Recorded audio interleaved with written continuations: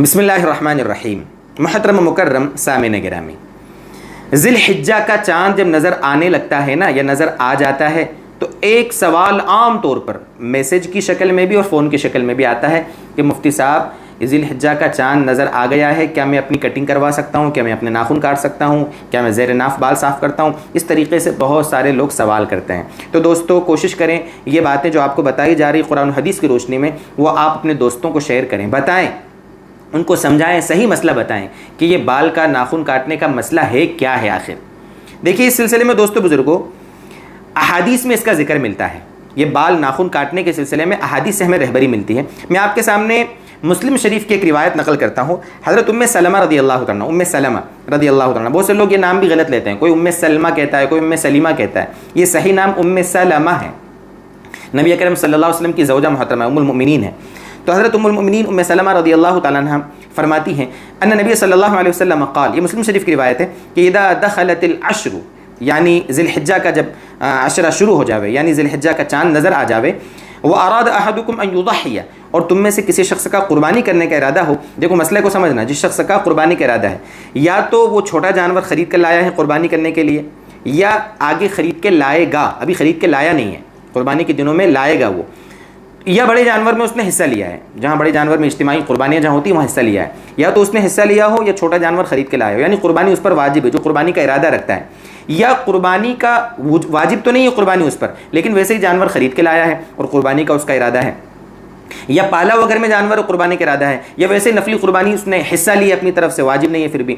यानी खुलासा ये है कि जो आदमी कुर्बानी का इरादा रखता हो उसके लिए है। देखो रिवायत में अल्फाज है, वह अराद अहदुकुम अन युदहिया, तुम में से जो कुर्बानी करने का इरादा रखता हो, तो ऐसा शख्स ज़िलहिज्जा का चाँद नज़र आने के बाद, ज़िलहिज्जा का चाँद नज़र आने के बाद अपने जिस्म के कहीं पर के भी बालों को और अपने जिस्म के कहीं के भी हाथ पैर के नाखून को न काटे।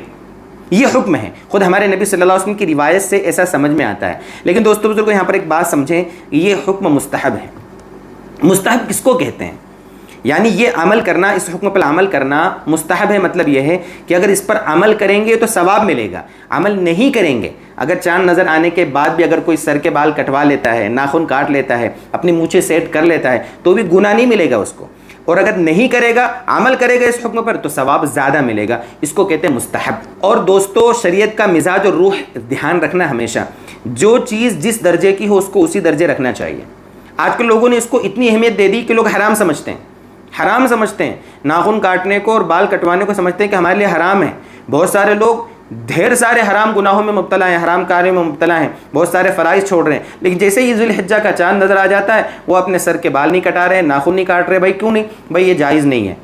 यानी हराम चीज़ को बराबर कर रहे हैं और एक मुस्तहब चीज़ पर इतना अहतमाम कि उसको बिल्कुल फ़र्ज समझ के अमल कर रहे हैं। शरीयत का मिजाज फ़र्ज़ को फ़र्ज़ समझें, हराम को हराम समझ कर उसको छोड़ें, फ़र्ज़ पर अमल करें, वाजिब पर अमल करें, सुन्नत पर अमल करें।